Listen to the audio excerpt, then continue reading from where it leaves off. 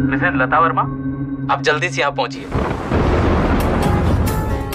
मेरी जगह कोई और होती तो अब तक तुम जिंदा नहीं बचते। आपकी जगह अगर मैं होती तो ऐसे आदमी के साथ नहीं रुकती जो मुझसे नहीं किसी और से प्यार करता है। হাই সোসাইটির মোড়কে মোড়া বহু দম্পতির প্রতিচ্ছবি এই ওয়ান ফ্রাইডে নাইট।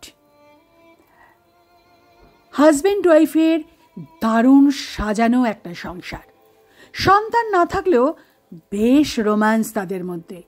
20 বছরের দাম্পত্য জীবন, দারুণ ঘরবাড়ি, এক একজনের এক একটা গাড়ি, ফার্ম হাউস।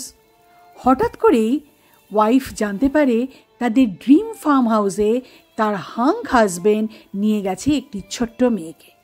জানতে পারে একটা অ্যাক্সিডেন্টের মাধ্যম।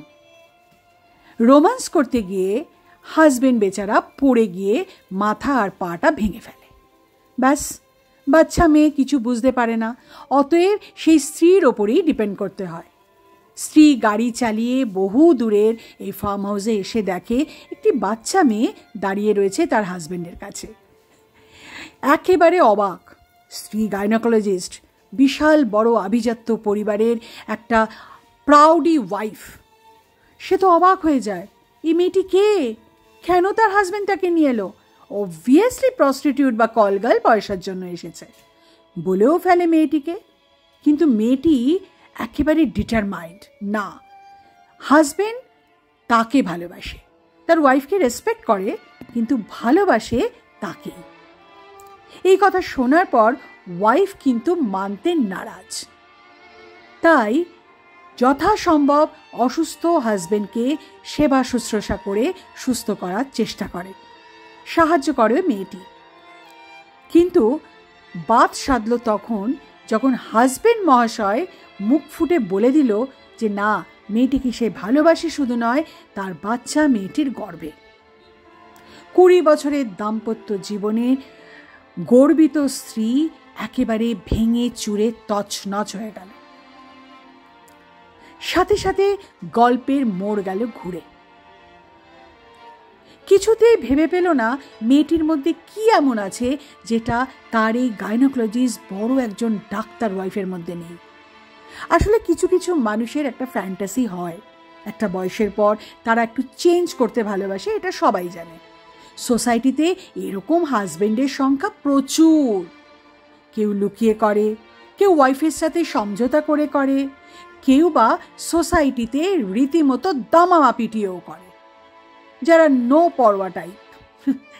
কিন্তু এক্ষেত্রে দামামা পেটানোর কোনো প্রশ্ন নেই। এক্ষেত্রে লুকিয়েই ব্যাপারটা করতে চেয়েছিল। নেহাত অ্যাক্সিডেন্টটা হয়ে যায়, তাই ওয়াইফ জানতে পারে। এবার যখন জানতে পারে যে না, এ কলগাল বা পয়সার জন্য নয়, তার হাজবেন্ড রীতিমতো তার সাথে ভালোবাসা খেলা খেলেছে, সন্তান তার গর্ভে দিয়েছে, তখন স্ত্রী ভদ্রমহিলা কিন্তু একেবারে পাল্টি খেয়ে যায়। সে কফি করার অছিলায় মেয়েটিকে চোখের সামনে থেকে সরিয়ে হাজবেন্ডকে রীতিমতো খুন করে দেয়। এখানে আমার একটা প্রশ্ন তোমাদের সামনে। কলগাল নিয়ে ফুর্তি করতে জানার পরও ভদ্রমহিলা কিন্তু তার স্বামীকে শুশ্রূষা করতে চেষ্টা করেছে, বাঁচানোর চেষ্টা করেছে। কিন্তু যেই মুহূর্তে জেনে গেছে তার হাজবেন্ড তাকে ছাড়তে চায় না বা ভালোবাসে, বা তার বাচ্চা সেই মেয়েটির গর্ভে, তখন কিন্তু স্ত্রী সহ্য করতে পারল না। ভালোবাসা কি এতটাই স্বার্থপর যে কেউ নোংরামি করলেও তাকে প্রশ্রয় দেয়া যায়, কিন্তু ভালোবাসলে দেয়া যায় না? আমি জানি না এটার কতটা অন্তর্নিহিত সত্য বা কতটা মিথ্যে কি আছে। এক একজন মানুষের কাছে এক এক রকম ফিলোসফি। তবে এই গল্পের এটাই হচ্ছে পরিণতি। খুন করার পর সমস্ত প্রমাণ লোপাট করে স্ত্রী ভদ্রমহিলা চলে যান, আর সমস্ত দোষ গিয়ে পড়ে মেয়েটির ওপর। যে মেয়েটি একদিন স্বপ্ন দেখেছিল তার স্বামী সন্তান নিয়ে তার জীবনটা একটু অন্যরকম হবে, সে তখন চলে যায় জেলে। এক্ষেত্রে আর একটাও কথা বলার, এরকম ধরনের অল্পবয়সী মেয়েরা পারলে কিন্তু এই ধরনের প্রবলেম থেকে নিজেদেরকে সরাতেও পারে, কিন্তু অনেক সময় তাদেরকে ফাঁসিয়েও দেওয়া হয়। আবার অনেক সময় কিছু কিছু মেয়ে পয়সার জন্য বয়স, পরিস্থিতি কোনো কিছু চিন্তা করে না। আবার কিছু কিছু ক্ষেত্রে কিন্তু ভালোবাসা হয়েও যায়। ওই যে বললাম, এক একটা মানুষের এক এক ধরনের ফিলোসফি, এক এক ধরনের চিন্তাভাবনা। এক্ষেত্রে মেয়েটি কলগাল ছিল না।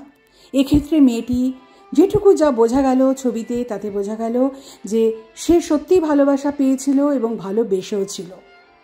কিন্তু ওই যে ভালোবাসার একটা সাংঘাতিক দিক আছে।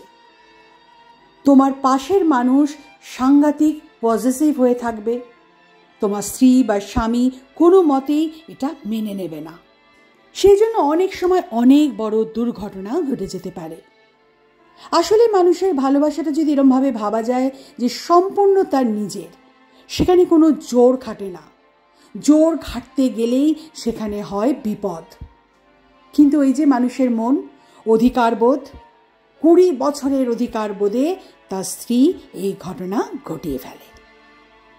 মেয়েটির ওপরে সম্পূর্ণ দোষ দিয়ে সে নিজেও সম্পূর্ণ একা হয়ে যায়। বন্ধুরা, আজকের গল্পটা তোমাদের কেমন লাগলো? যারা দেখেছো তারা তো জানো, আর যারা দেখোনি তাদের জন্য গল্পটা বললাম। সবাই ভালো থেকো। নতুন ভিডিও নিয়ে আবার আসবো। Bye bye.